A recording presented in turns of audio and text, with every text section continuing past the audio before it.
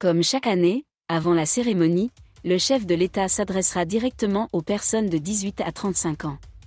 Au menu de ce discours télévisé, il y avait une combinaison habile de compassion paternelle pour les difficultés quotidiennes et d'appel urgent à une réorganisation morale. Désolé de vous interrompre, ce rapport peut contenir des commentaires soumis au choix de l'auteur. S'il vous plaît, si vous êtes nouveau sur cette chaîne, veuillez vous abonner et activer la cloche de notification. De cette façon, vous serez averti lorsque nous publierons de nouveaux rapports sur cette même chaîne. Merci. Il n'est pas surprenant que Paul Biya ait été le premier à évoquer deux problèmes particulièrement pressants aujourd'hui chez les jeunes, les mauvais résultats en compétition à la CAN 2023 et le coût de la vie élevé en raison de la hausse des prix du carburant. Sur ces sujets sensibles, le ton doit être à la fois compréhensif et rassurant. Même si cela signifie parfois qu'il faut jeter la boîte, comme dans le cas d'un échec sportif, quand elle promet des montagnes et des miracles, sans dire quoi. Toutefois, dans le secteur de l'emploi, la situation est plus complexe.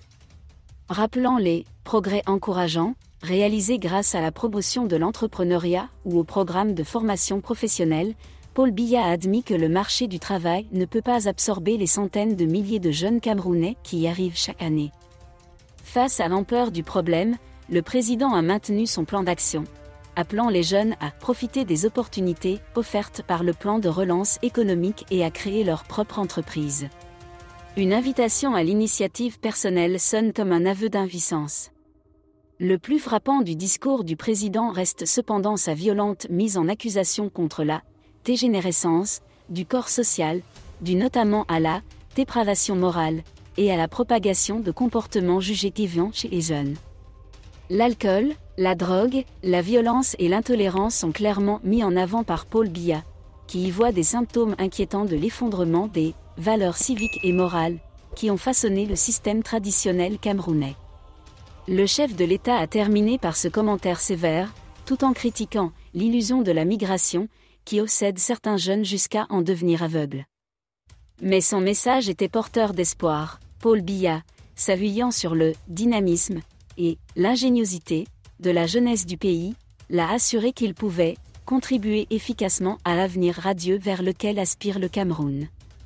Une main tendue permet de restaurer la confiance et d'éviter la déception. Au final, cet appel à la jeunesse révèle les craintes d'un gouvernement tiraillé entre soutenir les difficultés économiques des nouvelles générations et restaurer les fils patriotiques effilochés par les problèmes sociaux qui se multiplient. Un équilibre dangereux. Ces propos durent envers Chantal Biya la place désormais dans la ligne de mire des autorités camerounaises. À l'étranger, la militante Marlène Anhuitu a été persécutée pour avoir osé critiquer publiquement la première dame. Expliqué. Pour Marlène Anhuitu, le glas a sonné. Cette Camerounaise vivant en France a attiré l'attention du régime car elle a tenu des propos incendiaires contre Chantal Biya, l'épouse du chef de l'État. Ce commentaire a reçu une large couverture sur les réseaux sociaux, mais il semble avoir été mal accueilli par le palais de Yaoundé. À tel point que la chasse à la femelle Marlena Anvuta a véritablement commencé. Le 7 janvier 2024, elle critique une vidéo de la première dame circulant sur Internet la montrant donner du champagne aux enfants. Madame Première Dame du Cameroun, si vous n'avez pas signé de contrat publicitaire avec la marque de champagne, je ne comprends pas pourquoi vous faites de la publicité à grande échelle pour cette boisson alcoolisée, a-t-elle déclaré. Marlène Anhuitu n'était même pas satisfaite de ces avertissements concernant la mondanité. Dans son discours, elle a également appelé Chantal Biya à se préparer à « la vie après Etouda » lorsque prendra fin le règne incontesté de son mari. Je souhaite sincèrement que vous restiez aux côtés de M. Paul Biya jusqu'à la fin de ses jours, même si malheureusement, il n'est plus chef de l'État. En même temps, je vous comprends, ami ne sachant rien d'autre que d'être première dame, vous aimez l'or de la République et l'argent des contribuables qui constituent votre héritage personnel. De cette façon, vous l'encouragerez à se présenter aux élections qu'il occupera à l'âge de 100 ans. Chère maman, il existe une vie après la mort puissante, tu es encore jeune, tu as 53 ans. Vous pouvez maintenant commencer à apprendre l'anglais et le français. Anhuitu a souligné, s'il vous plaît, écrivez-nous les souvenirs de la première dame qui n'a pas dit un mot pendant 30 ans. Merci d'être resté avec nous jusqu'à ce point.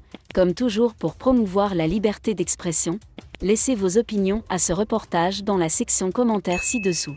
Si vous avez aimé cette vidéo, merci de liker, partager, commenter et surtout vous abonner à la chaîne. Et on se retrouve très vite pour une prochaine vidéo.